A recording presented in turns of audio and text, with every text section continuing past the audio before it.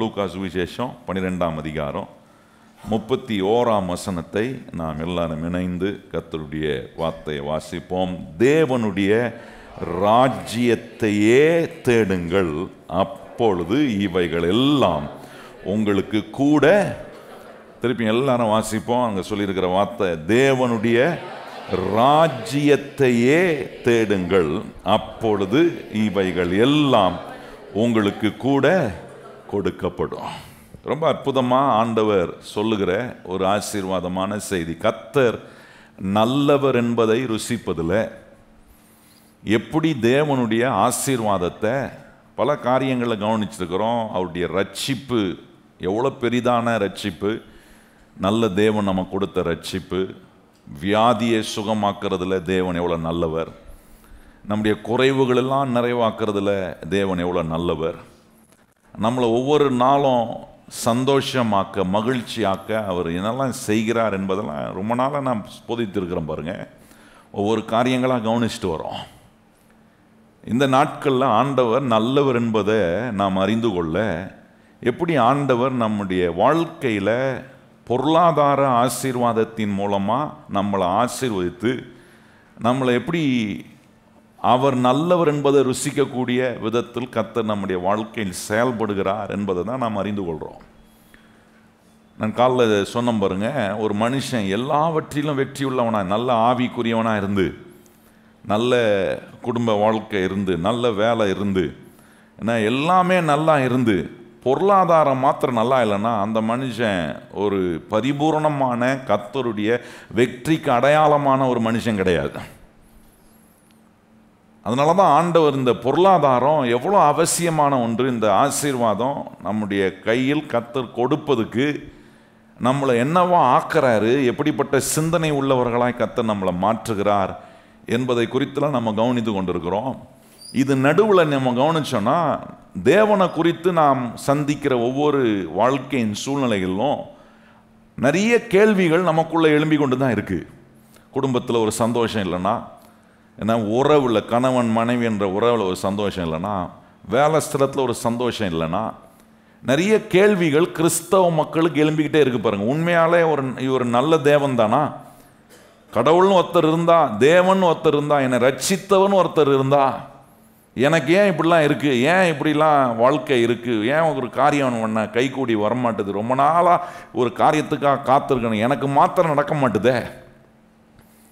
நல்லா கவனிங்க. அதனால தான் தேவன் எவ்வளோ நல்லவர் என்பதை நமக்கு நடக்கிறத வச்சு எடை போட்டுறக்கூடாது. ஆண்டவர் எவ்வளோ நல்லவராக இருக்கிறார். எனக்கு சில நேரம் நல்லது நடக்கலாம், சில காரியங்கள் நான் எதிர்பார்த்த மாதிரி திரும்பாமல் இருக்கலாம், அதனால் ஆண்டவர் பொல்லாதவர் ஆகிடுவார்னு நம்ம நினச்சோன்னா நம்ம ரொம்ப தப்பான சிந்தனை உடையவர்களாக இருக்கிறோம்.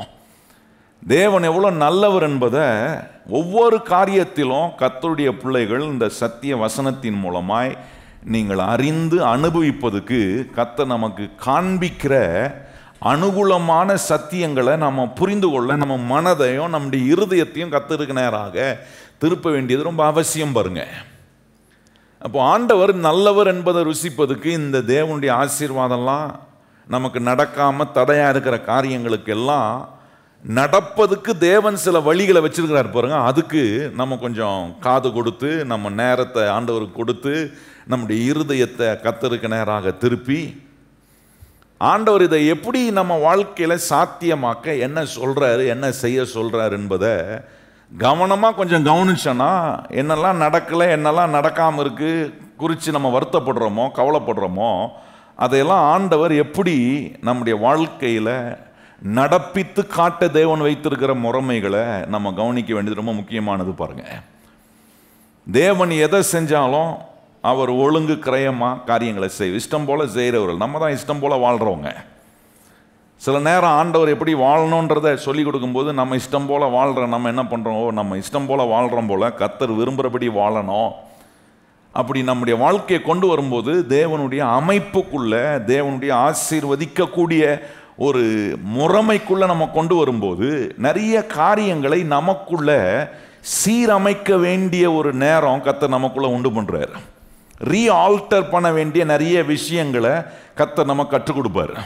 வாழ்க்கையை எப்படி ரீஆல்டர் பண்ணணும், குடும்ப வாழ்க்கையில் நம்முடைய ஸ்பாபங்களை எப்படி ரீஆல்டர் பண்ணணும், இதெல்லாம் ஆண்டவர் சொல்லி கொடுக்கும்போது என்ன விளங்கும்னா, இதெல்லாம் நடப்பதுக்கு, இதெல்லாம் செய்வதுக்கு தேவன் ஒரு மெத்தடையும் பிரமாணங்களையும் கோட்பாடுகளையும் வச்சிருக்கிறாரு. அவர் வச்சிருக்கிற உடன்படிக்கைக்குள்ள நான் வந்து அந்த உடன்படிக்கை வேலை செய்வதற்கு தேவன் வைத்திருக்கிற முறைமைகளுக்குள்ள நான் வரும்போது, கர்த்தர் நல்லவர், அவரின் வாழ்க்கையில் தர விரும்புகிற எல்லா நன்மைகளையும் ஆசீர்வாதங்களையும் நாம் பெறுவதற்கு தேவன் விரும்புகிறபடி என்னை மாற்றி அமைக்கிறேன்.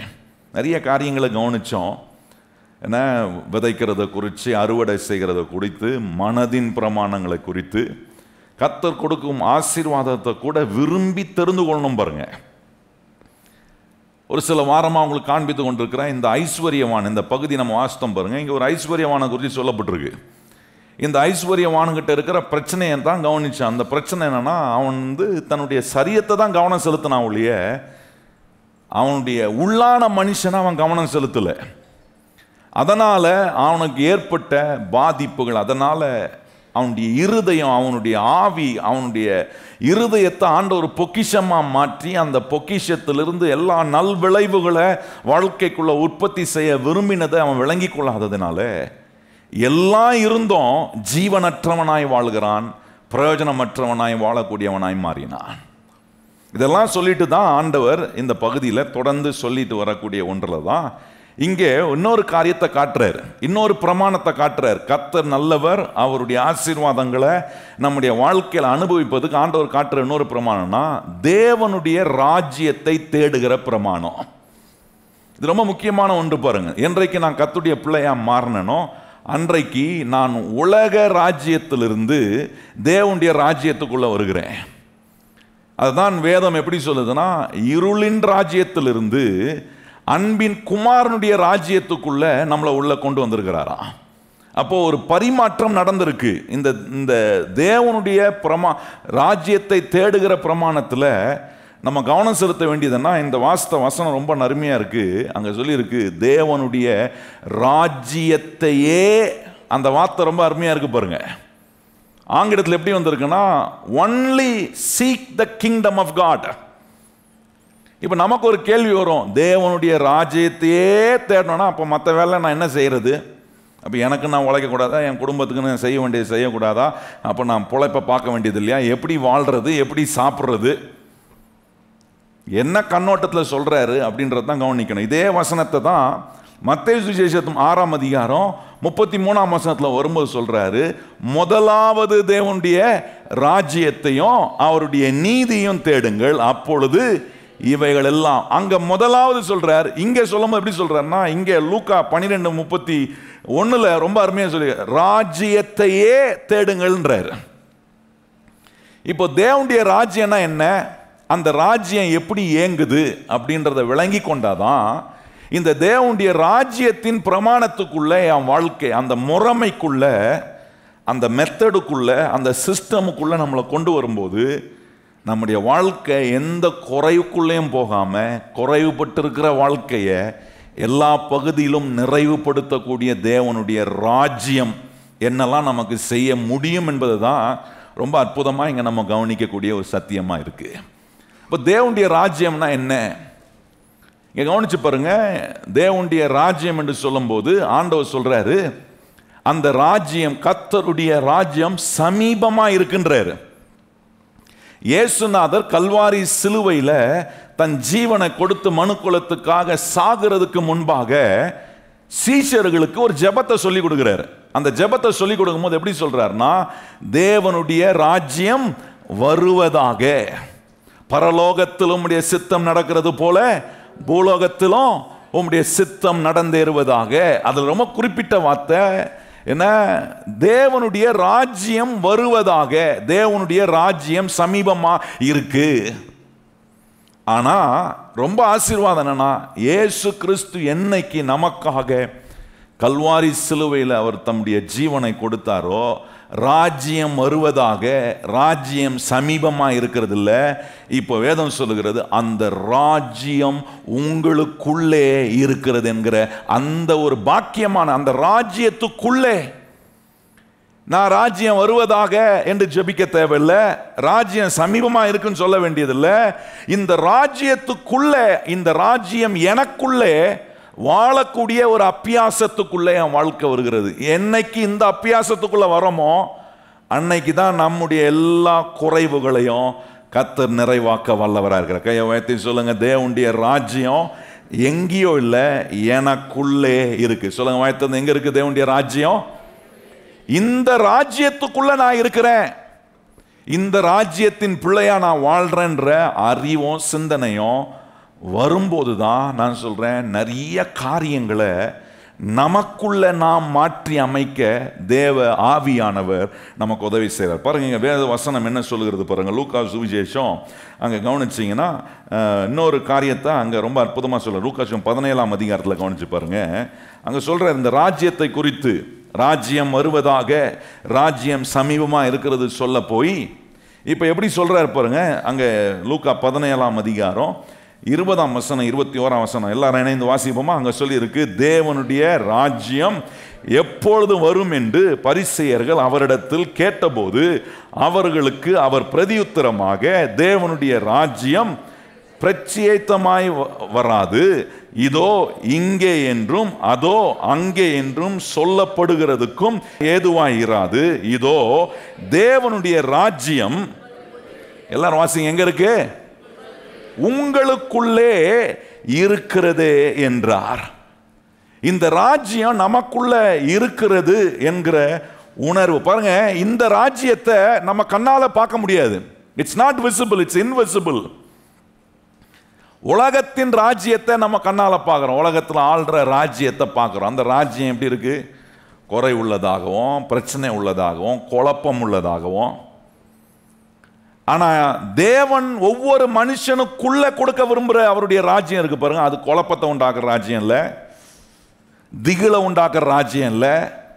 இன்னைக்கு என்ன ஆகும், நாளைக்கு என்ன ஆகும், நம்ம நிலை எப்படி இருக்கும், நம்முடைய வருமானம் எப்படி இருக்கும், நம்முடைய நிலைமைகள் எப்படி இருக்கும், நாட்டு நடப்பு எப்படி இருக்கும், இதை பற்றிய கவலைலாம் இந்த தேவன் உங்களுக்குள்ள வைக்க விரும்புகிற இந்த ராஜ்யத்தில் அந்த கவலைலாம் கிடையாது. ஏன்னா உலகத்தின் ராஜ்யம்தான் நிலையற்ற ராஜ்யமா இருக்கு. கர்த்தருடைய ராஜ்யமோ நிரந்தரமான ராஜ்யம். கையை வைத்து சொல்லுங்க, எனக்குள்ள கர்த்தர் வச்சுக்க ராஜ்யம் எப்படிப்பட்ட ராஜ்யம்? எபிரேயர்ல வாசித்தீங்கன்னா அங்க சொல்லியிருக்கு, இந்த ராஜ்யம் அழிக்கப்படாத ராஜ்யமா. எல்லா ராஜ்யத்துக்கும் ஒரு அழிவு உண்டு. எல்லா பெரிய பெரிய ராஜாங்கள் ஆண்ட காலம்லாம் கொஞ்சம் கவனிச்சு பாருங்க. அலெக்சாண்டர் த கிரேட்னு சொல்றாங்களே, அவர் தான் பெரிய விதத்துல ஆண்டாருன்னு சொல்றாங்க. அந்த அலெக்சாண்டருடைய கிரேட் என்கிற அந்த கிங்டமே உடைஞ்சு போச்சு பாருங்க. எல்லா ராஜ்யங்களும் உலகத்தில் நிலையற்றதா இருக்கு. தேவன் தம்முடைய பிள்ளைகளுக்குள்ளே வைக்கிற அவருடைய ராஜ்யம் நிரந்தரமானது. கையை வைத்து சொல்லுங்க, எனக்குள்ள கர்த்தர் வச்சுக்கிற ராஜ்யம் எப்படிப்பட்ட ராஜ்யம்? நிரந்தரமான ராஜ்யம். இந்த ராஜ்யத்தில் எல்லா நிறைவும் உண்டு. கையை வைத்து சொல்லுங்க, இதுல என்ன இருக்கு? எல்லா நிறைவு. ரட்சிப்பின் நிறைவு இருக்கு, பரிசுத்தத்தின் நிறைவு இருக்கு, சமாதானத்தின் நிறைவு இருக்கு, மகிழ்ச்சியின் நிறைவு இருக்கு, ஆரோக்கியத்தின் நிறைவு இருக்கு. இப்படிப்பட்ட ராஜ்யத்தையே தேடுகிறவனா நான் இருக்கிறேனா? இன்னைக்கு எந்தெந்தையோ காரியத்தை தேடிட்டு இருக்கிறேன். நான் தேடுற காரியத்தில் ஒண்ணுமே எனக்கு நிறைவு வர மாட்டேது. அங்க போறேன், இங்க போறேன், இதை பண்றேன், அதை பண்றேன், என் பிரச்சனை தீர்றதுக்கு எங்கெங்கேயோ போறேன், என்னென்னமோ செஞ்சு பார்க்கிறேன். பிரச்சனை தீர்ற மாதிரி இல்லை, பிரச்சனை கொஞ்சம் பெருசாக தான் ஆகுது. ஆண்டோஸ் அங்கேயும் எங்கேயும் ஓடி போகாத, உனக்குள்ள என் ராஜ்யத்தை வச்சுக்க. அந்த ராஜ்யம் எல்லா குறைவுகளையும் நிறைவாக்கும். கையை வச்சு சொல்லுங்க, நமக்குள்ள கர்த்தர் வச்சுக்க. அப்படியே ராஜ்யம் என்ன செய்யும்? எல்லா காரியத்தையும் சரி செய்யும் பாருங்க. இப்படிப்பட்ட ஒரு வல்லமையான ராஜ்யத்தை கர்த்தர் நமக்குள்ள வச்சிருக்கிறார் பாருங்க. பிலாத்தினிடத்தில் இயேசுநாதர் முறை கொண்டு போய் இந்த பரிசேயர்களும் யூத ஜனங்களும் கொண்டு போய் நிறுத்தி, ஒரு குற்றவாளியை போல அவரை நிறுத்தி அவரை தீர்ப்பு கொடுக்கும்படி நிறுத்தின போது பிலாத்து சொல்றாரு, எனக்கு என்ன உன்னை கொண்டு வந்து என்ன பண்ணியிருக்கிறாங்க, இந்த ஜனங்கள் இந்த பரிசேயர்கள் கொண்டு வந்து உன்னை என்ன நிறுத்தி இருக்கிறாங்க என்று சொல்லி அவர்கிட்ட பேசும்போது, என்ன தண்டனை, என்ன தவறு செய்தா என்று கேட்டபோது அந்த வசனம் பாருங்க, ரொம்ப அற்புதமா இருக்கு. அதுக்கு இயேசுநாதர் கொடுத்த பிரதியுத்தரம் தான் ரொம்ப அருமையான பிரதியுத்தரம். யோவான் சுவிசேஷம் வாங்க. யோவான் சுவிசேஷத்தில் அங்கே ஆண்டவர் சொல்கிற ஒரு அருமையான வார்த்தையை நான் உங்களுக்கு காண்பிக்க விரும்புகிறேன். அவர் சொல்கிறாரு, இந்த உலகத்துக்குரிய ராஜ்யமா இருந்தா என்னுடைய ஆட்கள் அதுல போராடி என்ன இப்படிப்பட்ட நிலைக்கு கொண்டு வந்து என்னை நிக்கவே விட்டுருக்க மாட்டாங்கன்றாரு. அப்ப கவனிச்சு பாருங்க, அங்க 35ஆம் வசனம் பாருங்க, அங்க சொல்றாரு, பிலாத்து பிரதியுத்தரமாக, நான் யூதனா, உன் ஜனங்களும் பிரதான ஆசாரியரும் உன்னை என்னிடத்தில் ஒப்பு கொடுத்தார்கள், நீ என்ன செய்தாய் என்றான். யோவான் 18ஆம் அதிகாரம் 35ஆம் வசனம். இப்ப பாருங்க 36ஆம் வசனத்துல ஆண்டவர் சொல்ற பிரதியுத்தரம் எல்லாம் வாசியம் என்ன சொல்றாரு பாருங்க. இயேசு பிரதியுத்தரமாக, என் ராஜ்யம், அதான் சொல்லுங்க என்ன சொல்றாரு பாருங்க. இயேசு சொல்றாரு, இந்த பிலாத்து சொல்றான், உன்னை கொண்டது என் ராஜ்யத்தில் நிறுத்தி இருக்கிறாங்க, என்ன தவறு செய்தாய் என்று இயேசுநாதரை கேட்டபோது இயேசுநாதர் சொல்றாரு, என் ராஜ்யம் இவ்வுலகத்துக்குரியதல்ல, என் ராஜ்யம் உலகத்துக்குரியதானால் நான் யூதரிடத்தில் ஒப்பு கொடுக்க படாதபடிக்கு என் ஊழியக்காரர்கள் போராடி இருப்பார்களே, இப்படி இருக்க என் ராஜ்யம், என்ன சொல்ற பாருங்க, என் ராஜ்யம் இங்கத்துக்குரிய ராஜ்யம் அல்ல, என்னுடைய ராஜ்யம் வேற.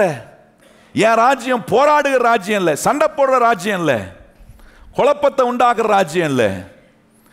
என்னுடைய ராஜ்யம் ஜனங்களுக்குள்ள சமாதானத்தையும் ஜனங்களுக்குள்ள விடுதலையும் ஜனங்களுக்குள்ள எல்லா நன்மையும் உண்டு பண்ண, எல்லா வெளிச்சத்தையும் ஆசீர்வாதத்தையும் உண்டு பண்ணுகிற ராஜ்யத்துக்குரிய ராஜாவா இருக்கிறேன். அடுத்த வசனம் ஆண்டவர் சொல்றாரு பாருங்க. பிலாத்து சொல்றான், கேட்கிறான் பிலாத்து. அப்பொழுது பிலாத்து அவரை நோக்கி, அப்படியானால் நீ ராஜாவோ என்றான். சொல்றாரு, அவரு கேட்கிறாரு, இந்த ராஜ்யத்துக்குரியெல்லாம் அப்ப உனக்கு தனியா ஒரு ராஜ்யம் இருக்கா? ஆண்டவர் சொல்ற, என் ராஜ்யம் எப்படி இருக்கும், என் ராஜ்யம் எவ்வளவு சமாதானமான ராஜ்யம், என் ராஜ்யம் எப்படி ஆரோக்கியத்தையும் விடுதலையும் ரட்சிப்பையும் மீட்பையும் உண்டாக்கக்கூடிய ராஜ்யமா இருக்கு. பிலாத்துக்கு, அப்படின்னா நீ ராஜாவா அப்படின்ன உடனே இயேசு சொல்றான், ஆம், நீ சொல்லுகிறபடியே நான் ராஜாதான். எல்லா மனுஷனையும் ராஜரீகம் பண்ணக்கூடிய ஒரு ராஜாவாக அவருடைய ராஜ்யத்தை ரட்சிக்கப்படுகிற தேவனுடைய பிள்ளைகளுக்குள்ள கொண்டு வந்து கர்த்தர் வச்சிருக்கிறாராம். உங்களுக்குள்ள அந்த ராஜ்யத்தை வச்சிருக்கிறார். அதனாலதான் சொல்றாரு, எங்கேயும் கண்ணை நோக்கி அங்கேயும் இங்கேயும் பார்க்காத, உனக்குள்ள நான் வைத்திருக்கிற அந்த ராஜ்யத்தையே தேடுங்க. சொல்லுங்க, கர்த்தர் எனக்குள்ள வச்சிருக்கிற அவருடைய ராஜ்யத்தையே நான் என்ன பண்றேன், தேடுறேன். இந்த ராஜ்யத்தை தேடும் போது எனக்கு வேண்டிய எல்லா நன்மைகளையும் ஆசீர்வாதங்களையும் கர்த்தர் கொடுக்க அவர் வல்லவராக இருக்கிறார். நிறைய பேர் இந்த ராஜ்யத்தை தவறா புரிஞ்சுக்கிறோம் பாருங்க. தவறான ராங் ஐடியாவை இந்த தேவனுடைய ராஜ்யத்தை குறித்து கொண்டு வந்து நம்ம வச்சுக்கிறோம். சிலதான் சொல்லுவாங்க பாருங்க, நான் நல்லா தான் ஜோம் பண்றேன், நல்ல உபவாசம் வந்து ஜோம் பண்றேன், ஆனா ஒன்றும் நடக்க மாட்டுதே, நான் கர்த்தருடைய ராஜ்யத்துக்குள்ள தான் இருக்கிறேன், ஆண்டவருக்காக எதையும் அதிகம் பண்றேன், ஆனா ஒன்றும் நடக்க மாட்டுதே, எனக்கு எதுவும் மாற மாட்டுதே. சிலர் சொல்லுவாங்க, நான் வந்து எத்தனையோ வரம் பெற்றவர்கிட்ட போய் ஜோம் பண்ணிக்கிறேன், எவ்வளோ வரம் பெற்றவங்க எனக்கு ஜோம் பண்ணாலும் எனக்கு எந்த வரமும் வரமாட்டுது, எனக்கு எந்த பிரச்சனையும் தீர மாட்டுதே. ஏன்னா என்ன விளங்கலைன்னா, கர்த்தர் ஏங்குகிற முறைமையை நம்ம புரிந்து கொள்ளணும். ரட்சிக்கப்பட்டு தேவனுடைய பிள்ளையா மாறின உடனே ஆண்டவர் என்ன பண்றாருன்னா, நமக்குள்ள கொண்டு வந்து அவருடைய ராஜ்யம், அவர் ராஜாவா இருக்கிற அவருடைய ராஜ்யத்தை கொண்டு வந்து எனக்குள்ள வச்சுட்டு, இப்போ நமக்கு எங்க கவனத்தை வைக்க விரும்புறாருன்னா, அவருடைய ராஜ்யத்தை தேடுகிறவர்களாய் நாம் இருப்போனா, கர்த்தர் சொல்ற மற்ற இவைகள் எல்லாவற்றையும் கர்த்தர் நமக்கு கூட கொடுப்பது நிச்சயமாய் இருக்கிறது. இந்த ராஜ்யம் இப்படிப்பட்ட விதத்தில் நான் எனக்குள்ள புரிஞ்சு வச்சிருக்கிறேன்னா, இந்த ராஜ்யத்தை ஆண்டவர் வந்து வருவதாகன்னு சொன்னவர், சமீபமா இருக்குன்னு சொன்னவர், இப்போ அந்த ராஜ்யத்துக்காக தன் ஜீவனே கொடுத்து மனுக்குலத்தை மீட்டு ரட்சிப்பை கொடுத்து ரட்சிக்கப்பட்டிருக்கிற ஒவ்வொரு மனுஷனுக்குள்ளேயும் வருவதாக சமீபமா இருக்குன்னு சொல்லல, இப்ப சொல்ற அந்த ராஜ்யம் உங்களுக்குள்ள இருக்கின்றார்.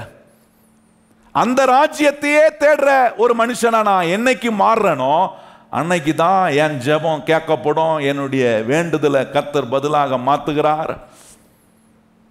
இந்த ராஜாவை எனக்குள்ள அவருடைய ராஜ்யத்தை வச்சிருந்தோம், என் கண் இன்னும் அங்கெங்கேயும் தேடுதா, என் கவனம் அங்கெங்கேயும் போதா, என் இறுதி அங்கேயும் இங்கேயும் அலைப்பாய்ந்து கொண்டு இருக்கா அப்படின்னா, தேவன் சொல்ற இந்த வார்த்தையின்படி ராஜ்யத்தையே தேடுங்கள் என்று சொல்லியிருக்க, அதை செய்யணுன்ற கவனத்துக்குள் நான் வரவில்லை.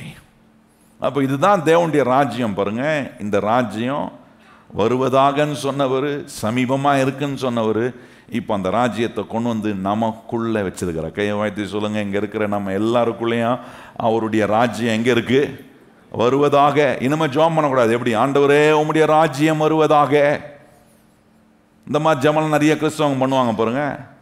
பரலோகத்தில் உம்முடைய சித்தம் நடக்கிறது போல பூலோகத்தில் உம்முடைய சித்தம் நடப்பதாக. ஆண்டவரே உம்முடைய ராஜ்யம் வருவதாக. ஆண்டவர் சொல்றாரு, ராஜ்யம் எப்பயோ வந்துருச்சு, அந்த ராஜ்யம் எங்கேயோ இல்லை, சமீபமாக இருக்கு.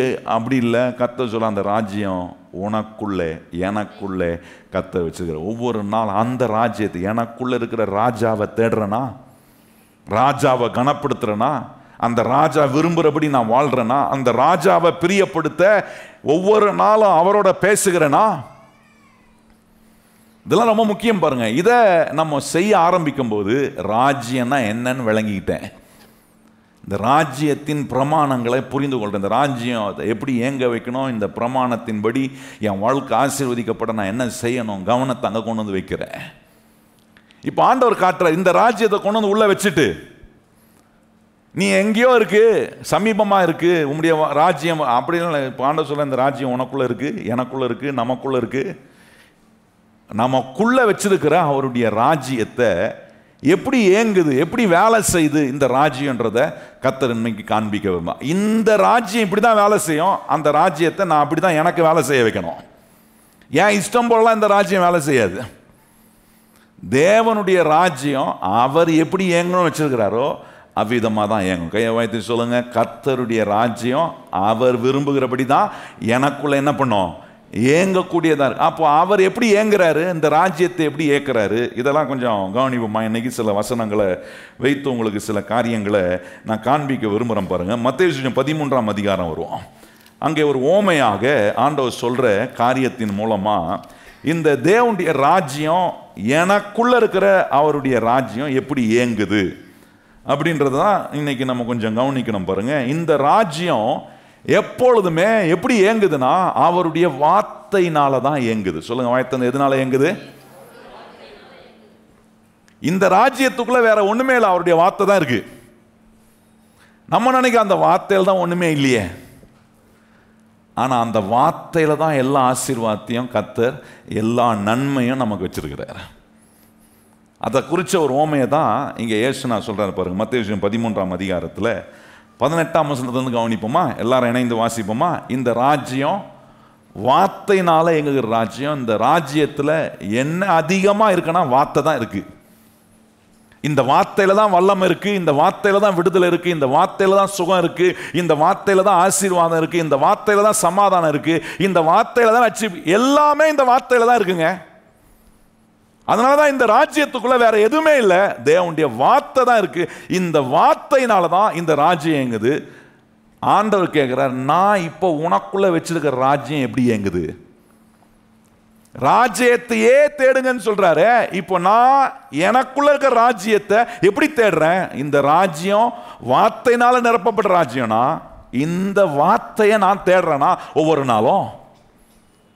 அப்படின்னா நான் சொல்றேன், வேதம் சொல்லுகிறது, கர்த்தரை தேடுகிறவர்களுக்கோ, சொல்லுங்க வாய்த்திருந்து, கர்த்தரை தேடுகிறவர்களுக்கோ சிங்கக்குட்டி பட்டினி கடந்து தாழ்ச்சி அடையும், ஆனா கர்த்தரை,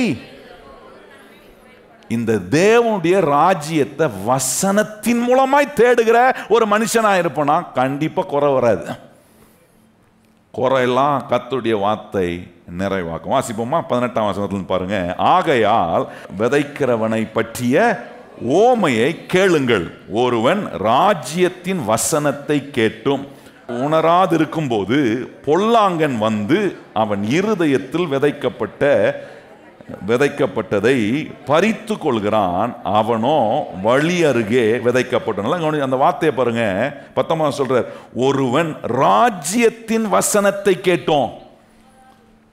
அப்போ இங்கே காட்டுது இந்த ராஜ்யம் எதனால இயங்குது? வசனத்தினால, வார்த்தையினால இயங்குற ராஜ்யம். 20 சொல்றார், கற்பாறை இடத்தில் விதைக்கப்பட்டவன் வசனத்தை கேட்டு உடனே அதை சந்தோஷத்தோடு எடுத்து ஏற்றுக்கொள்கிறான். ஆகிலும் தனக்குள்ளே விழாதவனாய் கொஞ்ச காலம் மாத்திரம் நிலைத்திருப்பான். வசனத்தின் நிமித்தம் உபத்திரவம் துன்பம் உண்டான உடனே இடர் அடைவான். முள்ளுள்ள இடங்களில் விதைக்கப்பட்டவன் வசனத்தை கேட்கிறவனாய் இருந்தோம். உலக கவலையும் ஐஸ்வர்யத்தின் மயக்கமோ வசனத்தை நெருக்கி போடுகிறதினால் அவனும் பலனற்று போவான். நல்ல நிலத்தில் விதைக்கப்பட்டவனோ வசனத்தை கேட்டும் உணர்கிறவனுமாய் இருந்து 100ஆகவும் 60ஆகவும் 30ஆகவும் பலன் தருவான் என்றார். நீங்க சொல்றாரு, வசனம் விதைக்கப்படக்கூடிய பல வித்தியாசமான நிலங்களை, ஃபீல்ட்ஸை குறித்து சொல்றாரு. வழி அருகே விழுந்த நிலம், கற்பாறையில் விழுந்த நிலம், முள்ளுள்ள நிலங்களில் விழுந்த நிலம். அதுக்கு பிறகு சொல்றார் நல்ல நிலத்தில் விழுந்த நிலம், விதைகள்.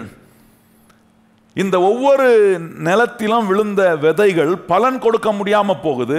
வழி அருகே கற்பாறை முள்ளுள்ள நிலங்களில் விழுந்த விதைகள் பலன் கொடுக்க முடியவில்லை. ஏன்னா அந்த நிலத்துல அந்த விதைக்கான முழு வலிமையும் அங்க செயல்படலை. ஆனா நல்ல நிலத்துல மாத்திரம் அந்த முழு வலிமையோடு அந்த விதை செயல்படுவதற்கான எல்லா அனுகூலமும் அங்கே ஏற்படுகிறது. தேவனுடைய ராஜ்யத்தையே தேடுகிற ஒரு மனுஷனுடைய வாழ்க்கை இருதயம் என்கிற நிலம் எப்படி இருக்கும்னா இந்த நல்ல நிலம் போல இருக்கும். ஆண்டவரையும் தேடுவேன், மற்றதையும் தேடுவேன், எல்லாத்துக்கும் முக்கியத்துவம் கொடுப்பேன். ஏன்னா உலகத்தில் சொல்லுவாங்க எம்மதம் சம்மதம். அது மாதிரி ஆண்டவரும் நான் எனக்கு வேணும், எனக்கு உலகமும் வேணும், அதுவும் வேணும், எல்லாம் வேணும் அப்படின்னா எனக்குள்ள கர்த்தர் வச்சிருக்கிற ராஜ்யத்தையே, அப்படின்னா இந்த ராஜ்யம் கர்த்தருடைய வார்த்தையினால இயங்குது.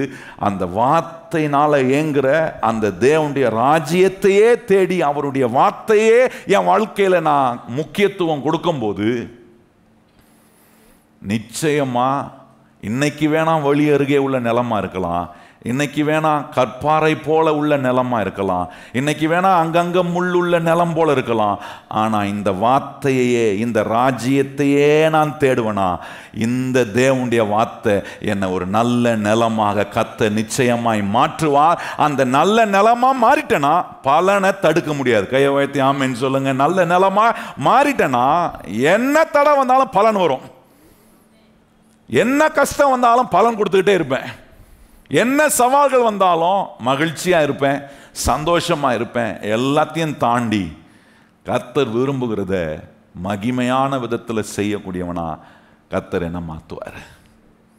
அதான் இங்க பொருள்படுத்தி காட்டுறாரு பாருங்க. இந்த ராஜ்யம் கர்த்தருடைய வார்த்தை பாருங்க. இன்னொரு இடத்துல பவுல் அதை ரொம்ப அற்புதமா சொல்றாரு. இன்னொரு இடத்துல 2 தீமோத்திக்கு சொல்லும் போது 2 தீமோத்தி 1ஆம் அதிகாரத்தில் கவனிச்சு பாருங்க.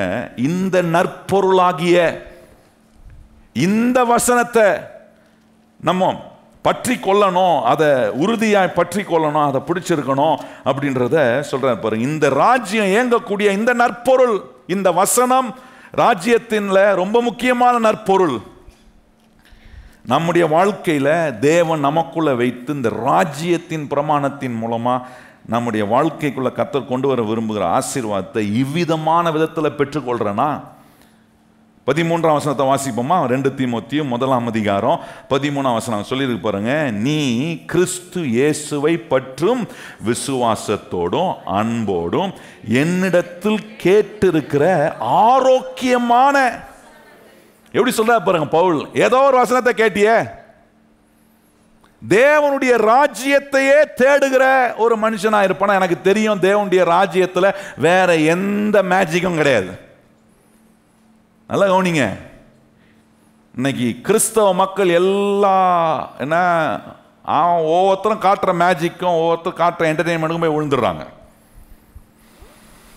எல்லாம் ஆடுற ஆட்டம்லாம் ஆடிட்டு கடைசியில் ஒன்றும் எஃபெக்டே இல்லை அப்படின்னு பல வருஷத்தை வேஸ்ட் பண்ணிட்டு அப்புறம் எதுதான் நிஜம் அப்படின்னு தேடி வராங்க ஜனங்க, சத்தியத்தை தேடி வராங்க. இதான் நிஜமான சத்தியம் போல, இதுதான் தேவனுடைய, இந்த தேவனுடைய ராஜ்யத்தில் வேற எதுவும் கிடையாது, எந்த ஃபேண்டசியும் கிடையாது. தேவனுடைய ராஜ்யத்தில் மகிழ்ச்சி இருக்கு, சந்தோஷம் இருக்கு, நம்மளை என்டர்டெயின் பண்ண தேவன் எல்லா மகிழ்ச்சியான காரியம் செய்ய. ஆனா உலகம் சொல்ற மாதிரி எந்த ஃபேண்டசியும் கொண்டு வந்து எந்த விதமான வேகான அர்த்தமற்ற எந்த இன்பத்தையும் பிளஷரையும் தேவனுடைய ராஜ்யத்தில் காட்டணும். அர்த்தமுள்ள பிளஷர்ஸ் உண்டு, லாபகரமான, பிரயோஜனமான, இன்பகரமான, மகிழ்ச்சிகரமான, ஆரோக்கியமான எல்லா நன்மையான விளைவுகளை தேவன் தம்முடைய ராஜ்யத்தில் அதில் சொல்கிறார் பாருங்க. பவுல் சொல்கிறாரு, என்னிடத்தில் நீ கேட்டு பெற்றுக்கொண்ட, சொல்கிறார் பாருங்க, அன்போடு என்னிடத்தில் கேட்டிருக்கிற ஆரோக்கியமான வசனத்தின் சட்டத்தை என்ன பண்ணு, கை கொண்டு இரு. சொல்ற என்னிடத்துல கேட்ட வசனத்தின் சட்டத்தை என்ன பண்ணு, கை கொண்டு இரு. உன்னிடத்தில் ஒப்புவிக்கப்பட்ட அந்த நற்பொருளை நமக்குள்ளே வாசம் பண்ணுகிற பரிசுத்த ஆவினாலே, வசனம் என்னும் அந்த நற்பொருளை காத்துக்கொள்ற ஒரு இருதயமா ஒரு நிலமா இருக்கணும்னா, நான் ராஜ்யத்தை தேடுகிறவனா இருந்தாதான் அந்த வசனம் என்கிற நற்பொருளை நான் காத்துக்கொள்றேன். காத்துக்கொள்ளலைன்னா முள்ளு முளைக்கும், சில நேரம் கற்பாறை உள்ள நிலமா மாறும், சில நேரம் வழி அருகே உள்ள நிலமா மாறுது. வழி அருகே நிலத்தில் உள்ள கஷ்டம்லாம் நம்ம வாசித்தோம் பார்த்தீங்களா, அங்கே சொல்லியிருக்கு பார்த்தீங்களா, வழி அருகே உள்ள நிலம் எப்படி இருக்குமா அங்கே சொல்லியிருக்கு பாருங்க. ஏன்னா அங்கே சொல்கிறாரு, மத்தேயு 13:19 கவனிச்சுமா சொல்கிறாரு, ஒருவன் ராஜ்யத்தின் வசனத்தை கேட்டும் உணராது இருக்கும்போது பொல்லாங்கன் வந்து அவன் இருதயத்தில் விதைக்கப்பட்டதை பறித்து கொள்கிறான், அவனோ வழி அருகே விதைக்கப்பட்டான். பொல்லாங்கன் வந்து அந்த வசனம் இருக்க மாட்டுது, அதனுடைய எஃபெக்டை, வசனத்தினுடைய அந்த பூரணமான எஃபெக்ட் வேலை செய்யறதுக்கு முன்னாடி நம்மளை குழப்பி, நம்மளை சந்தேகப்பட வச்சு, நம்ம கவனத்தை தேவனுடைய ராஜ்யத்தையே தேடுகிறதுல இருந்து வேற இடத்துக்கு கொண்டு போய் விட்டு, அடுத்து சொல்ற பாருங்க, கற்பாறை 20ஆம் வசனம் சொல்றார், கற்பாறை இடத்தில் விழுந்த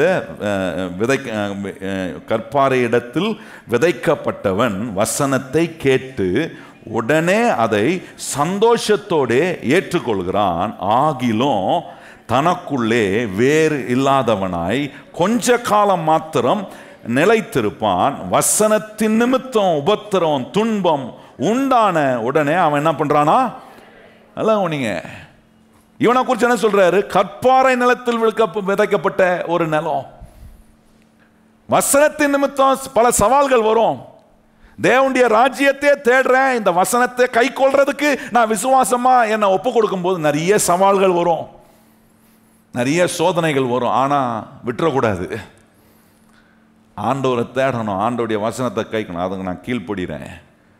ஏன்னா எனக்கு ஒன்று தெரியும், இந்த ராஜ்யத்தில் இருக்கிற ராஜாவாகிய இயேசு கிறிஸ்து என்னை எந்த விஷயத்திலும் அவர் கைவிடவே மாட்டார். அவருடைய வார்த்தையை விசுவாசித்து அவரை நான் பின்பற்றேன்னா எத்தனை பேருக்கு தெரியும், அவர் உங்களை கைவிடவே மாட்டார். எந்த இடத்திலும் நீங்க தலை குனிய கத்த விட மாட்டார். அவருடைய வசனத்தை கை கொள்ற உங்களை கத்த தூக்கி நிமிர்ந்து நிற்க மகிமைப்படுத்துகிற ஆண்டவருடைய மகிமையான செயல்கள் உங்க வாழ்க்கையில, உங்களுடைய பிரயாசத்துல உங்களை கத்தர் கொண்டு போகிற இடங்களில கத்தர் காட்டுவார். அடுத்த சொல்ற பாருங்க, முள்ளுள்ள நிலம், அதுல வர பாடுகள் சொல்றார். முள்ளுள்ள நிலம் 22ஆம் வசனமா அங்க சொல்றாரு, முள்ளுள்ள இடங்களில் விதைக்கப்பட்டவன் வசனத்தை கேட்கிறவனாய் இருந்தோம், உலக கவலையும் ஐஸ்வர்யத்தின் மயக்கமும் வசனத்தை நெருக்கி போடுகிறதினால் அவனும் சொல்றாரு பாருங்க, என்ன சொல்றாரு, உலக கவலை, ஐஸ்வர்யத்தின் மயக்கம், முள்ளுள்ள நிலங்கள், இதெல்லாம் பாருங்க, எல்லா மயக்கம் எல்லா காரியத்தையும் பிசாசு கொண்டு வந்து காட்டும் போது அதுல மயங்கி விழுந்தா, நான் கர்த்தர் சொல்றபடி தேவனுடைய ராஜ்யத்தையே தேடுகிறவனா நான் இருப்பதுக்கு பிசாசு நிறைய இடம் இருக்கும். வசனத்தை தான் கேட்குறேன், வசனத்தை தான் தியானிக்கிறேன், ஆனால் சில நேரம் என் வாழ்க்கை என்னும் நிலம், என் இருதயம் என்னும் நிலம் எப்படி ஆகுதுன்னா வழி அருகே உள்ள நிலம் மாதிரி மாறுது. கற்பாறை உள்ள நிலம் மாறி மாறுது, முள் உள்ள நிலம் மாறி மாறுது. அப்படியே அங்கெல்லாம் மாறுறேன், எண்ணங்கள் மாறுது, யோசனைகள் மாறுது, தீர்மானங்கள் மாறுது, உறுதியாக இருக்க முடியல. அதுதான் பவுல் தீமோத்தேயுக்கு சொல்றாரு, வசனத்தை, சட்டமாகிய வசனத்தை உனக்கு நான் கொடுத்திருக்கேன், அதை காத்துக்கொண்டு அந்த நற்பொருளை பரிசுத்த ஆவியானவருக்குள்ள காத்துக்கொள், விட்டு கொடுத்துறாத வசனத்தை, தேவனுடைய சத்தியத்தை விட்டு கொடுத்துறாதீங்க. கொஞ்சம் காலம் சில பாடுகள், சில பிரச்சனைகளுக்குள்ள போறோமா, நிச்சயமா அதுக்கு பிறகு கர்த்தர் என்னை மகிமைப்படுத்துகிற நேரம் இருக்குன்றத நம்பிட்டோம்னா, அந்த மேல தேவ வசனத்தை, அந்த நற்பொருள் மேல கவனத்தை வச்சு நீங்க உங்க இருதயத்தை, உங்க வாழ்க்கைய இந்த நல்ல நிலமாக மாத்திட்டீங்கன்னா பலன் கண்டிப்பா வரும். கையை உயர்த்தி சொல்லுங்க, பலன் எனக்கு எத்தனை பேர் உங்க பலனை தடுத்தாலும் நான் சொல்றேன், அதை தாண்டி கர்த்தர் உங்களுக்கு பலன் கொடுத்து கொண்டே இருப்பார். ஏன்னா இந்த தேவனுடைய ராஜ்யத்தையே தேடுகிறவனுக்கு ஆண்டவர் சொல்ற, இவைகள் எல்லாம் உனக்கு என்ன செய்யப்படும், கூட கொடுக்க 30ஆக 60ஆக 100ஆக பலன் கொடுக்கக்கூடிய ஒரு நிலமாக கர்த்தர் மாத்துறார்.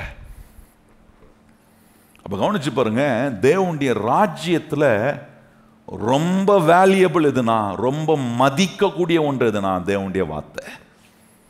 பரலோகம் தேவனுடைய ராஜ்யத்தை மதிக்கக்கூடிய ஒன்று எதுனா தேவனுடைய வார்த்தை. வேல்யூபிளான, காஸ்ட்லியான ஒன்று தேவனுடைய ராஜ்யத்தில் இருக்கணும், அது கர்த்தருடைய வார்த்தை தான். இன்னைக்கு உலக ராஜ்யத்தில் எது ரொம்ப வேல்யூபிள் கொஞ்சம் கவனிச்சு பாருங்க, தங்கம். தங்கம் விலை ஏறிக்கிட்டே இருக்குல்ல. என்ன உங்களுக்குலாம் செய்தி தெரியாதா?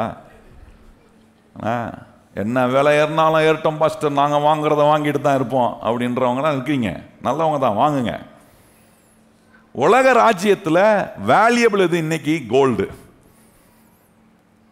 இன்னைக்கு உலகத்தில் வேல்யூனா அது கோல்டுக்கு சமம். என்ன சொல்கிறான், ஒரு 10 வருஷத்துக்கு முன்னாடி, கொரோனாக்கு முன்னாடி கூட நீங்கள் தங்கத்தை வாங்கியிருந்தீங்கன்னா இன்னைக்கு அந்த தங்கம் என்ன வேல்யூ கொடுத்துருக்கோம் அப்படின்றான். ஐயோ வாங்காமல் போயிட்டேனே, நிறைய பேர் சொன்னாங்களே, சொல்லியும் செய்யாமல் போயிட்டேன். எத்தனை பேர் வயிற்றால அடிச்சுக்கிட்டீங்களோ, நெஞ்சுக்கல அடிச்சுக்கிட்டீங்களோ தெரில, அது உங்களுக்கு தான் தெரியும். இன்னைக்கு வேல்யூ ஏறிக்கிட்டே இருக்கு. உலகத்தில் தங்கம் வேல்யூ தான் ரொம்ப டாப்பில் இருக்கு, பரலோகத்தில் தங்கம் வேல்யூ ரொம்ப லீஸ்டாக இருக்கு. தெரியுமா உங்களுக்கு? ஆண்டவர் நடந்து போகிறதுக்கு வீதிகள் எப்படி இருக்கான், தங்கத்தினால் போடப்பட்டிருக்கான். உலகத்தில் எது ரொம்ப வேல்யூபிளோ அங்க பரலோகத்தில் அது ரொம்ப சீப், மலிவானது. யோசிச்சு பாருங்க, தங்க ரோடு போட்டா எப்படி இருக்கும், அந்த ரோட்ல எவனா நடக்க முடியுமா? உலகத்தில் தங்கத்தில் எவனா ரோடு போட்டு அந்த ரோட்டில் உங்களை நடக்க விட்டுருவாங்க. அந்த பக்கம் போகிறோம், நம்ம ஆளுங்க நடந்தாலும் தேய்ச்சிக்கிட்டே தங்கத்தை கொஞ்சம் சுரண்டி காலத்து உஷார். எல்லாம் தங்கத்தில் போனா வேல்யூபிள்கிட்ட யாரையும் உள்ள விடாத. ஆண்டவர் சொல்ற, நம்ம ஊர்ல ரோட்ல தார் போட்டு தார் ரோடு போடுற மாதிரி ஆண்டவர் அங்க தங்கத்தில் போட்டு வச்சுக்கிறார் ரோடு. இங்க என்ன வேல்யூவோ அங்க வேல்யூ அதுக்கு 0. நல்லா கவனிங்க, பரலோகத்தில் தேவனுடைய ராஜ்யத்தில் தி வேல்யூபிள் ஒண்ணுனா அது கர்த்தருடைய வார்த்தை மாத்தான். கையை சொல்லுங்க, கர்த்தருடைய. ஆனா இன்னைக்கு கிறிஸ்தவனுடைய வாழ்க்கையில கர்த்தர் எதை வேல்யூபிளா வைக்கிறாரோ அதை தான் நான் மலிவானதா வைக்கிறேன். that becomes the cheapest one in my life. அதனால வாழ்க்கை எப்படி இருக்குன்னா சீப்போன்னு இருக்கு. நான் சொல்றது புரியுதா உங்களுக்கு? இப்படி சொன்னா தான் புரியும் நல்லா. கர்த்தருடைய வார்த்தை வேல்யூபிளா இருந்தா உங்களை ஆண்டவர் பலன்னு வச்சிருப்பார், முகம் பிரகாசமா இருக்கும். வேதம் சொல்லுது, கர்த்தரை தேடுகிறவருடைய முகமோ வெக்கப்படுவதில்லை, கர்த்தரை நோக்கி பார்த்தவனுடைய முகம் எப்படி ஆகும், பிரகாசம், பிரைட்டா இருப்போம், ஷைனிங்கா இருப்போம், என்ன எப்போ மகிழ்ச்சியா இருக்கும். ஆனா இன்னைக்கு தேவனுடைய பிள்ளையா இருந்து ராஜ்யத்தையே தேடுகிற ஒரு மனுஷனா இருக்க வேண்டிய நான் இந்த ராஜ்யத்தை தேடாம, அதான் பாருங்க, எனக்கு இந்த தேவனுடைய வார்த்தையை முக்கியப்படுத்தாத யாரையாவது பார்த்தனா எனக்கு பிடிக்காது.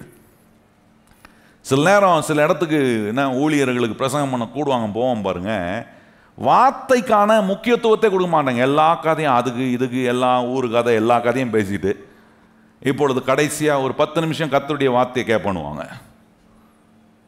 எனக்கு வரும் பாருங்க சில நேரம், ஏன்டா இங்கே வந்தோம் பிரசங்கம் பண்ணுறதுக்குன்னு யோசிப்பேன். வார்த்தையை மதிக்கிறது இல்லை. அதனால தான் இந்த சர்ச்சில், இந்த சபையில் நான் தேவனுடைய வார்த்தைக்கு அதிக முக்கியத்துவம் கொடுக்குறேன். ஏன்னா எனக்கு தெரியும், தேவன் வேல்யூபிளாக பார்க்கறது அவருடைய வார்த்தையை. அந்த ராஜ்யத்தை எனக்குள்ள வச்சு அந்த ராஜ்யம் ஏங்குவது அவருடைய வார்த்தை. இந்த வார்த்தையே நான் கவனம் செலுத்தக்கூடியவனா, இதை புரிந்து கொள்வதற்கு நான் எவ்வளோ பிரயாசம் எடுக்கிறேனோ அந்த அளவுக்கு என் வாழ்க்கையை பிரகாசமாக கர்த்தர் மாற்றிக்கிட்டே இருப்பார். அதை அறிந்திருக்கிற ஒவ்வொரு கிறிஸ்தவ பிள்ளைகளும் வசனத்தை கேட்க வருவாங்க. வசனத்தை கேட்கறதுக்கு நேரம் கொடுப்பேன். வசனத்தை கேட்குவதுக்கு ஏதுவான நல்ல ஆயத்தத்தோடு வருவேன். நல்ல என்ன வசனம் கேட்க வரும்போது எப்படி வரணும்? நல்ல வீட்டில் நல்லா சாப்பிட்டுட்டு தூங்கிட்டு நல்லா இங்கே வந்து உட்காந்து விழிப்பாக இருக்கணும். நல்ல வயிறு நிறைய சாப்பிட்டுக்கிட்டு சர்ச்சில் போய் உட்காந்து கொண்டாந்து பிரசங்கம் பண்ணாது நல்லா கொண்டாந்து தூங்கலாம். அப்படி வரக்கூடாது. சில சொல்லுவாங்க, பாஸ்டர் உங்கள் சத்தத்தை கேட்டால் தான் தூக்கம் வருது பாஸ்டர். அவன் வரும் உங்களுக்கு.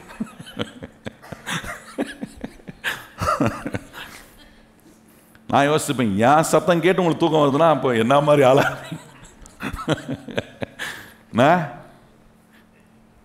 கணீர் கணீர்னு பேசுற சத்தத்தை கொடுத்துக்கிறோம். இந்த கணீருக்குறோம் தூங்குறீங்கன்னா கர்த்தர் வருகையின் சத்தம் உங்களுக்கு சத்தியமா?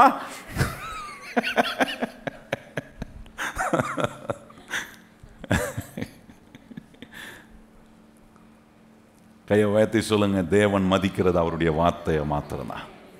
நான் எதை மதிக்கிறேன் எனக்கு தெரியும். என் ஆத்துமாவுக்கு தெரியும், என் இருதயத்துக்கு தெரியும். சர்ச்சைக்கு நான் எதுக்கு வரேன்? வசனத்தை கேட்கறதுக்காக வரேனா? வரணுமே, நேரத்தை கொஞ்சம் கொடுப்போம். ஞாயிற்றுக்கிழமை நான் சர்ச்சைக்கு போயிடும், நல்ல பழக்கம்தான். காலைல கூட சொன்ன பாருங்க, சில நல்ல பாரம்பரியம் இருக்குது. அதில் ஒன்று கர்த்தருடைய ஆலயத்துக்கு வர்றது ஒரு நல்ல பாரம்பரியம்.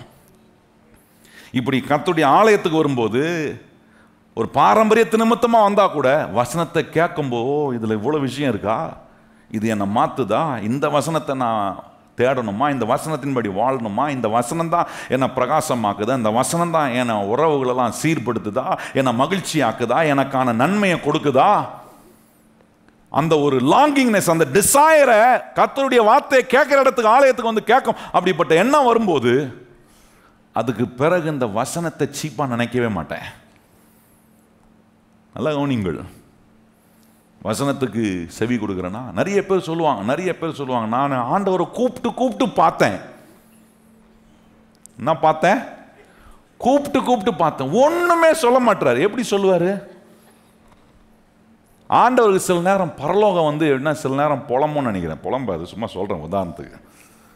பரலோகத்தில் என்ன சொல்லுவோம்? ஐயோ இந்த சத்தமா, இரிட்டேட்டிங் வாய்ஸ் வந்துக்குதுப்பா. சும்மா நான் ஆண்டவரே ஆண்டவரே கத்தாவே கத்தாவே கத்தாவேன்னு ஒன்றும் விஷயம் இல்லை. நான் கூப்பிட்டு பார்த்தேன், கேட்கவே மாட்டார். ஆண்டவர் சொல்லுவார், நான் உங்ககிட்ட எவ்வளோ சொல்லி பார்த்தேன், நீ கேட்டியா நான் சொன்னதை? கர்த்தர் சொல்றதை கேட்டா அது நம்மளை ஆசீர்வதிக்கும். சொல்லுங்க, கர்த்தர் சொல்றதை கேட்டா வாழ்க்கையை ஆசீர்வதிக்கும், வாழ்க்கையை நிம்மதியானதாக மாற்றும். இந்த ராஜ்யத்தின் பிரமாணத்தை தேடுறோமா? நிறைய இருக்கு சொல்றதுக்கு. இந்த வார்த்தையை தேடுற ஒரு நிலையில என் வாழ்க்கையை வச்சிருக்கிறேன்னா சில வசனங்களை எடுத்து உங்களுக்கு காண்பிக்க விரும்புகிறேன். பாருங்க, சொல்றாரு, இப்படி தேவனுடைய வார்த்தையை தேடுறேன்னா 37ஆம் சங்கீதம் வாங்க. 37ஆம் சங்கீதத்தில் 31ஆம் வசனத்தை எல்லாம் வாசிப்போமா? 37ஆம் சங்கீதம் 31ஆம் வசனம் பாருங்க, என்ன சொல்றாரு பாருங்க, எல்லாரும் இணைந்து வாசிப்போம். அவனுடைய தேவன் அருளிய வேதம் அவன் இருதயத்தில் இருக்கிறது, அவன் நடைகளில் ஒன்றும். யாருடைய நடை பிசகாது? அவன் இருதயத்தில் என்ன இருக்கான்? வசனம் இல்லாத இருதயத்தில் நடை இல்லை, எல்லாம் கோணையா தான் இருக்கும். எல்லாம் ஒண்ணுமே ஸ்ட்ரைட்டா தெரிய மாட்டேது பாஸ்டர், எல்லாம் கோணையா நடக்குது. வசனம் இருக்கா? வசனம் இருந்தா கர்த்தர் நேர் வழியில் நடத்துவார். சொல்லுங்க, கையை வைத்து எப்படி நடத்துவார் கர்த்தர்?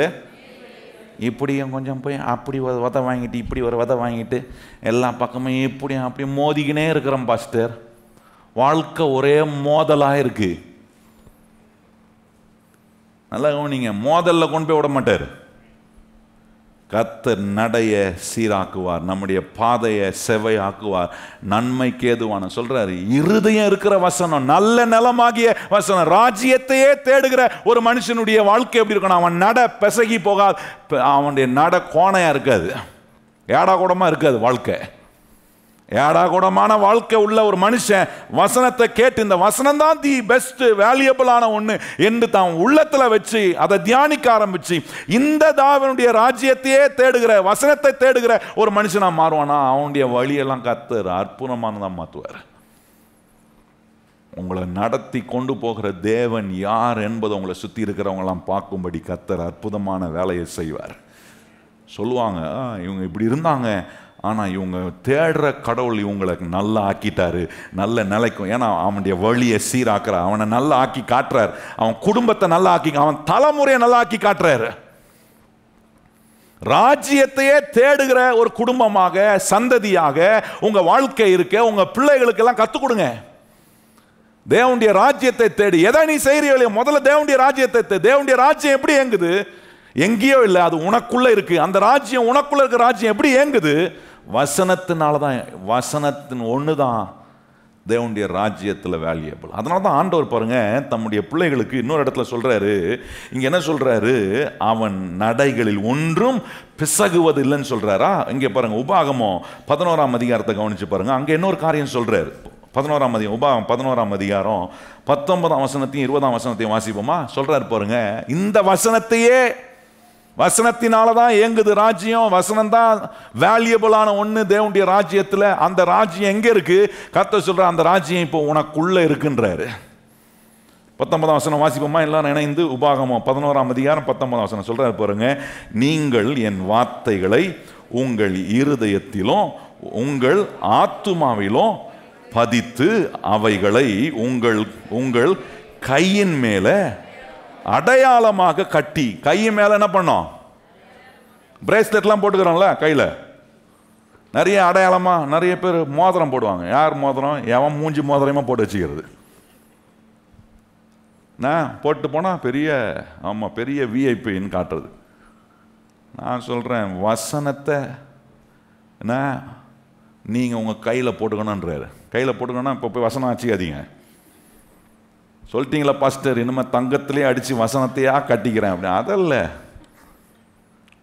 காட்டுறாரு. என்ன காட்டுற? உன் கையை பார்த்தா உனக்கு வசனம் ஞாபகம் வரணும், உன் கண்ணு எங்கேயாவது பார்த்தா வசனம் ஞாபகம். அப்படி இருதயத்துக்குள்ள வசனத்தை நிரப்பி வைக்கணும். அதான் கவனிச்சு பாருங்க.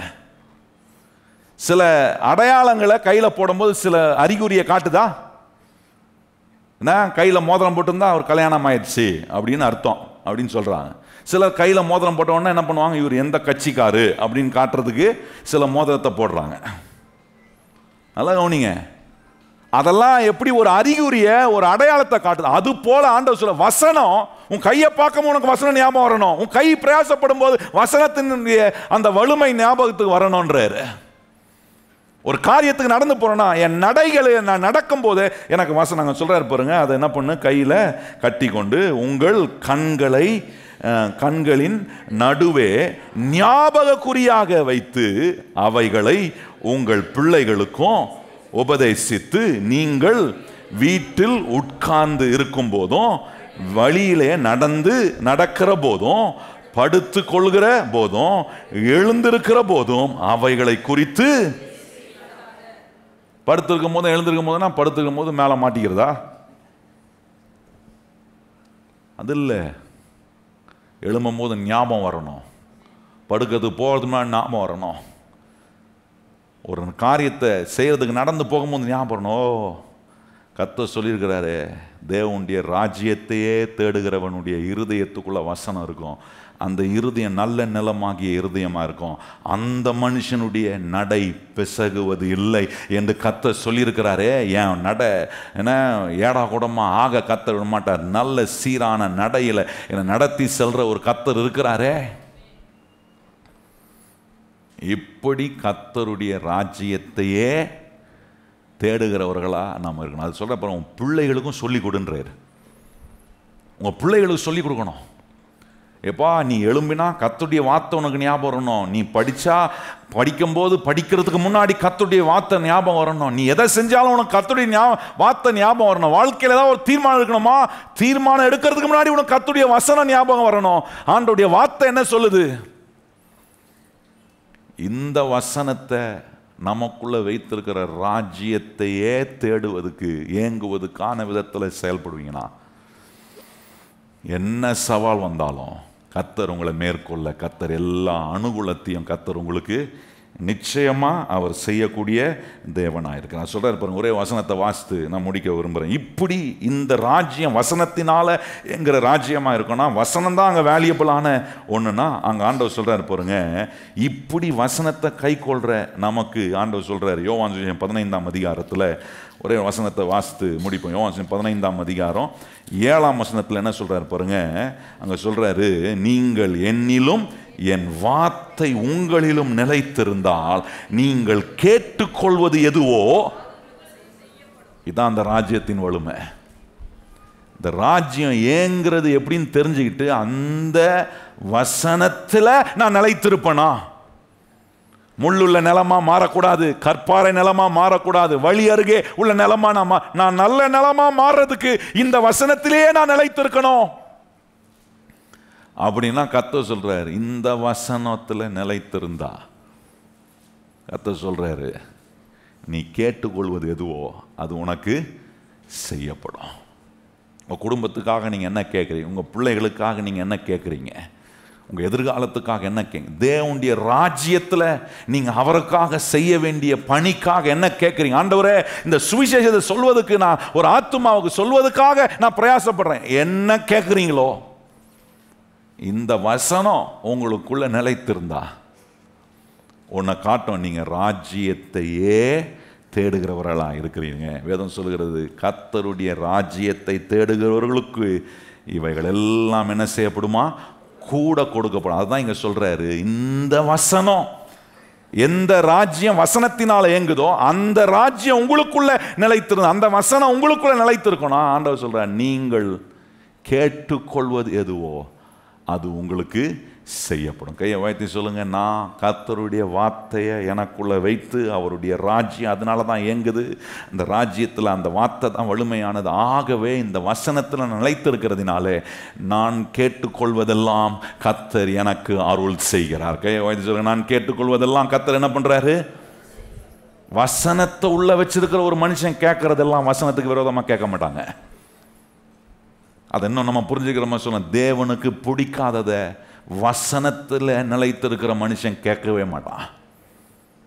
ராஜ்யத்துக்குள்ள இருக்கிற மனுஷன் தேவனுக்கு எதிரான ஒன்றை கேட்கவே மாட்டான்.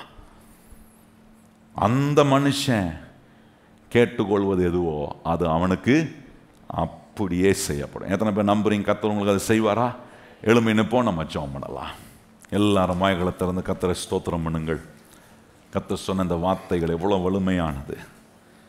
ராஜ்யத்தின் பிரமாணத்தை நமக்குள்ளே ஏங்க வைத்து இந்த தேவனுடைய ராஜ்யத்தின் பிரமாணம் ஏங்கும்போது கர்த்தரின் ஆசீர்வாதம் வரும், பொருளாதார நன்மை உண்டாகும். நீங்கள் கேட்டுக்கொள்வது எதுவோ அது உங்களுக்கு செய்யப்படும். கையை உயர்த்தி சொல்லுங்க, நான் கேட்டுக்கொள்வது எதுவோ அது எனக்கு செய்கிற, எனக்கு செய்து முடிக்கிற அற்புதமான கர்த்தர் நீர். ஆண்டவரே, இன்னைக்கு எங்களுக்கு கற்றுக் கொடுத்த இந்த சத்தியத்தின்படி எங்களை முழு மனதாய் நாங்கள் ஒப்பு கொடுக்கிறோம். சொல்லுங்க வாயை திறந்து, ஆண்டவரே, உம்முடைய பிள்ளைகளாய் நாங்கள் முழு மனதாய் ஒப்பு கொடுத்து, ஆண்டவரே, ஒவ்வொரு நாளும் சொல்லுங்க, ஆண்டவரே, உம்முடைய ராஜ்யத்தையே நான் தேடுவேன். சொல்லுங்க, ஆண்டவரே, உம்முடைய ராஜ்யம் எப்படி இயங்குதுன்னு காட்டிருக்கிறீங்க. உம்முடைய ராஜ்யம்னா என்ன, எங்க இருக்கு அந்த ராஜ்யம்? இந்த ராஜ்யம் இன்னைக்கு எனக்குள்ள இருக்கு ஆண்டவரே. எனக்குள்ள நீர் வைத்திருக்கிற ராஜ்யம் எப்படி இயங்குதுன்னா உம்முடைய வசனத்தினால தான் இயங்குது. அந்த வசனம் தான் அந்த ராஜ்யத்தில் வலிமையானது ஆண்டவரே. அந்த வசனத்தில் நான் நிலைத்திருப்பேன். சொல்லுங்க வாயத்திருந்த, ஆண்டவரே, நீர் போதிக்கிற ஒவ்வொரு வசனத்திலும் நான் எப்படி இருப்பேன்? நிலைத்திருப்பேன். நிச்சயமான விளைவுகளை ஆண்டவரே நான் என் வாழ்க்கைக்குள்ள, என் குடும்பத்துக்குள்ள நிச்சயமாய் நாங்கள் அடைய, நாங்கள் பெற்றுக்கொள்ள, ஆண்டவரே, நாங்கள் பாக்கியவான்களாய் இருக்க கர்த்தர் எங்களுக்கு நீ உதவி செய்கிறதுக்காக ஸ்தோத்திரம். தொடர்ந்து அற்புதமாய் வழி நடத்தும். எல்லா கன மகிமை துதி உமக்கே தருகிறோம்.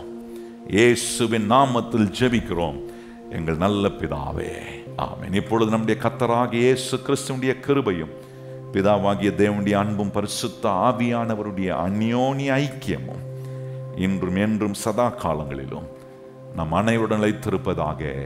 ஆமென். எல்லாரும் இணைந்து சொல்லுவோம். என் ஆத்துமாவே கர்த்தரை ஸ்தோத்திரி, என் முழு உள்ளமே அவர் பரிசுத்த நாமத்தை ஸ்தோத்திரி. என் ஆத்துமாவே கர்த்தரை ஸ்தோத்திரி, கர்த்தர் செய்த சகல உபகாரங்களையும் மறவாதே. ஆமென்.